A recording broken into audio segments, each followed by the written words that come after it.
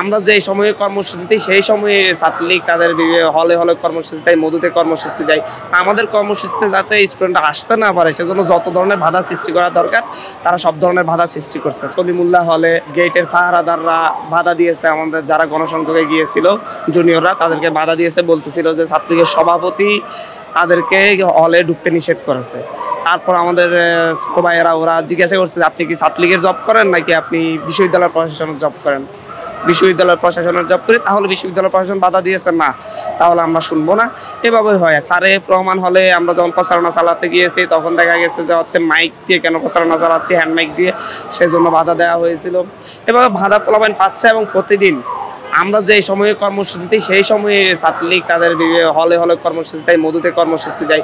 আমাদের কর্মসূচিতে যাতে স্টুডেন্টরা আসতে না পারে সেজন্য যত ধরনের বাধা সৃষ্টি করা দরকার তারা সব ধরনের বাধা সৃষ্টি করছে। 250-টিরও বেশি ডিজাইন অপশন নিয়ে ওয়ালটন স্মার্ট ফ্রিজ, বোঝে আপনার প্রয়োজন। তারা মূলত হচ্ছে সাধারণ শিক্ষার্থীদের বিপরীত অবস্থান নিয়েছে, যেটা আমরা এরকম ঐতিহ্যবাহী একটা ছাত্র সংগঠনের কাছ থেকে আশা করি নাই। আসলে হাইকোর্টে কি আমাদের বিরুদ্ধে বা হচ্ছে আমরা কোনো একটা পক্ষভুক্ত হয়ে হাইকোর্টে আসি? আমরা তো কোনো পক্ষই না। হাইকোর্টে একটা পক্ষ হচ্ছে সরকার নির্বাহী বিভাগ, আর একটা পক্ষ হচ্ছে মুক্তিযোদ্ধা সন্তান কমান্ড। সো দুইটা পক্ষের মধ্যে কি হয়েছে সেটার সাথে তো আমাদের কোনো সম্পর্ক নেই। আমাদের সম্পর্ক, আমাদের দাবি হচ্ছে নির্বাহী বিভাগের কাছে। এখন নির্বাহী বিভাগকে হাইকোর্ট কি রায় দিয়েছে সেটা তারা জানে। আমরা যে দাবিটা জানিয়েছি সকল গেটে যত ধরনের বৈষম্যমূলক কোটা আছে সব ধরনের বৈষম্যমূলক কোটাকে বাতিল করতে হবে। বাতিল করে সেটা সংসদে আইন পাস করবে। সংসদে আইন তো আর হাইকোর্ট পাস করবে না, এটা আইন সবাই পাস হবে।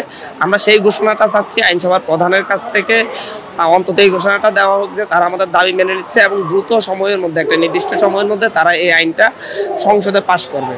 প্রথম পরিপত্র জারি করবে, তারপর পরিপত্রকে আইন হিসাবে তারা সংসদে পাস করে নেবে। আমরা এই দাবি জানাচ্ছি। সুতরাং এটার সাথে হাইকোর্টের সাথে আমাদের কোনো সম্পর্ক নেই। হাইকোর্ট কি বলছে না বলছে সেটা নিয়ে আমরা ভাবতে চাচ্ছি না। তো আজকে সারা দেশের প্রায় 89টা পয়েন্টে আমাদের কাছে খবর আছে, 89টা পয়েন্টে অবরোধ করা হয়েছে। রেলপথ, সড়কপথ বন্ধ করে দেওয়া হয়েছে।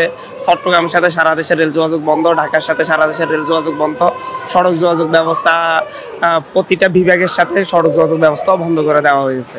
সুতরাং আমরা যে স্বতঃস্ফূর্ত সাড়া পেয়েছি, এই সাড়া ধরে রেখে ইনশাল্লাহ আমরা আমাদের দাবি আদায় করেই রাজপথ থেকে ব্যাক করবো, পড়ার টেবিলে ফিরে যাবো।